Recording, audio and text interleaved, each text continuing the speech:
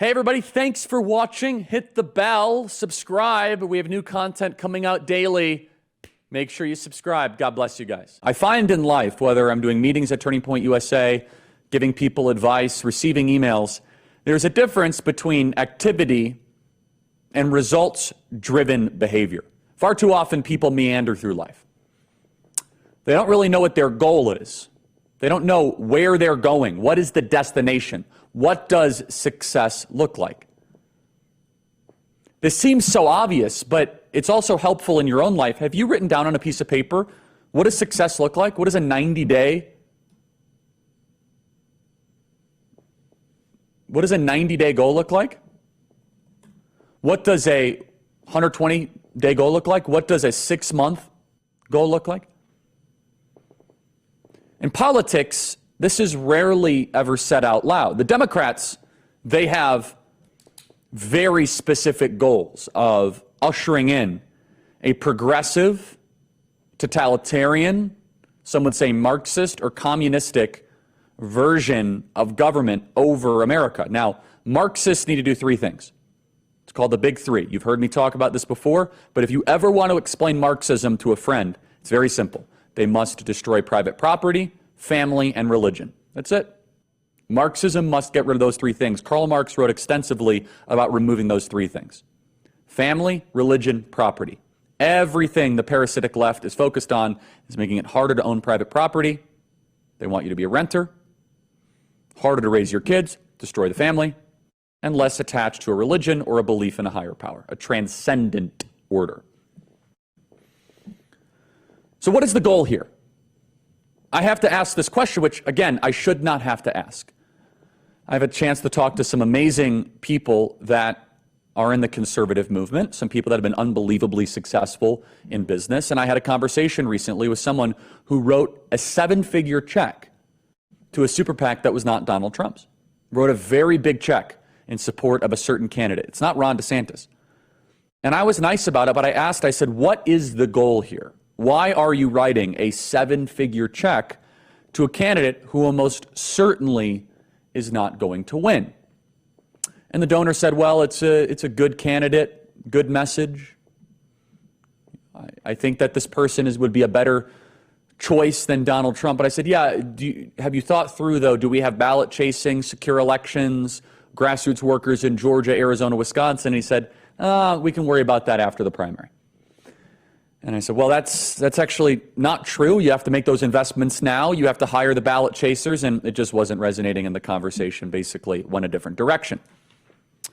Reports are coming out that tens of millions and soon to be hundreds of millions of dollars are going into super PACs to boost candidates that, absent a black swan event, that money is going to be burned. That money is going to be incinerated. Now, while Joe Biden is under legitimate accusations, because he's a traitor to the country, of selling out America for cash, and I just laugh. People say, oh yeah, Joe Biden was just talking about the weather. Right. And Loretta Lynch was just talking about golf and grandkids on the tarmac at Phoenix Sky Harbor Airport. Sure. It's always just golf, grandkids, weather. Right. Joe Biden is under serious accusations, but the Democrats are confident because they don't have any such primary. They're building billions of dollars of war chests for infrastructure. Republicans are doing no such investments. Instead, we are interested in vanity projects. MSN.com, I know some of these donors, and I'm not going to criticize them. I see things differently. But at CNBC.com, by Brian Schwartz, Peltz, Druckenmiller, Navarro give big to Tim Scott's PAC as DeSantis falters. I know some of the people running Tim Scott's PACs. Very sweet people. I do not think this is the best expenditure of resources at all, given the set of circumstances. Our money is getting flushed largely down the toilet while Democrats are building the real plumbing of elections. So I had enough of it. You know, we had a team meeting. I said, let's send up a tweet. I don't know if it's going to be a popular tweet. I don't know if it's going to be an unpopular tweet. Donald Trump is going to be the nominee absent a black swan event. These indictments only boost him in the polls. By the way, I'm being told by people that January 6 indictments are going to be filed today. Maybe I'm wrong. Maybe I'm right. We'll find out. It seems as if any moment now the January 6 indictments are going to come down. Maybe my sources are wrong. We'll see. but it seems like it's imminent. Plus, you got Fulton County and all this. We're so desensitized to indicting the opposition leader. We just say, oh, it's indictment day. It's another day that ends in Y.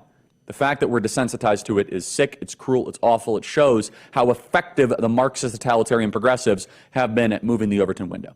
So I said, let's send up a tweet. This is a complete and total waste of time. What's going on in this primary? We are not building Georgia, Arizona, Wisconsin infrastructure. We are in a place where we have limited resources. The left has unlimited resources. We had an event at Turning Point Action Conference. I'm telling you right now, Donald Trump is not going to have his support eroded. I had another call with a donor recently, and he said, Charlie, Donald Trump is not going to win the nomination because Ron DeSantis, once he gets him on a debate stage, the country will see the contrast. I said, with all possible due respect, you do not understand the Republican base. You just don't. The Republican base is not looking at this as a policy debate. We've been through this in great detail. I try to communicate this to people, and I do so unsuccessfully because there's just such a huge disconnect. And I know that's kind of a very cliche thing to say. I'm happy to try to explain it to you, but I'm also telling you I'm in touch with the base, and I'm part of the base. Not going to happen. Donald Trump's basement is now 50%. His ceiling is upwards of 75 to 80%. So it's going to be somewhere in that range, which, by the way, means he'll win like 95% of all the delegates. So we sent out this tweet that made people so angry in the DeSantis camp and other places. And I went out of my way to be nice. In fact, I received criticism for being too nice to Ron DeSantis. In fact, people said, Charlie, how dare you be so nice? Okay. I said this. The newly released New York Times Siena poll should confirm what many of us have suspected for months now. The GOP primary is over. The poll showed Donald Trump up, 35 points, guys, right? 35, 40 points? Is that right? Something like, I want to make sure I'm precise. 37 points. Thank you. I like Governor DeSantis and have tremendous respect for him as a man and as a governor. I consider him a friend, and I believe he's America's greatest governor. As such, I have refused to get in the mud and attack him. He's a great American. I want him to remain a dominant political player for years and decades to come, but his campaign has failed to gain traction. Pause. I got attacked for even that paragraph. Now is the time for conservatives to unite and defeat the Democrats and their machine in 2024. Yes, Trump will be facing 4 or 5 indictments, but the American people see through them as the political witch hunt that they are. They recognize that the intel agencies and federal Leviathan have been weaponized to eliminate their number one threat. But our greatest challenge ahead of 2024 is the billions of dollars being spent on ballot harvesting, negative ads, and lawsuits by a well-funded and motivated left. They will outperform polling in key districts because they are investing resources to get out low-propensity voters who otherwise couldn't be bothered. Will the GOP do the same? We cannot afford to waste $1.5 billion on a pointless massacre of a primary. We will not have enough money left over to properly invest in ballot chasing in key states. Investment must be made now. We must unite.